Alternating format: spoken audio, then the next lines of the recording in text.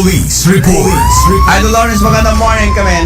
Yes, Idol Bernard, good morning. Natiliw ti may sa alalaki di ili ti Sarat Ilocos Norte. Babayan ti bileg ti warrant of arrest ti kaso nga estafa. Namuan at ti akusado ket tuboy ti Baguio City ken residente ti syudad ti Lawag. Ti akusado ket narekomendaran ti piyansa nga gatad ti 40,000 pesos para iti temporaryo apan nakawayawayana ken adan ti akusado ti Sarat Municipal Police Station. May nagpa iti daytoy ket daytoy may bagbagay na tang akusado ket may sublipay iti biyang iti Court of Origin na iti Branch 4 iti Baguio City. May nag-iti daytoy ket denggen dayto pa ito no madamdama digiti daduma pa police report kang runaan na iti iliti Sarat gaputa dati napasamak apamagong gaputa daytoy yan ibasa tang estafa ket isupay lang iti naimaldit iti biyang iti blatter iti Police Regional Office 1. Para iti IFM News, Idol Lawrence Martinez, Tatak, Aremen.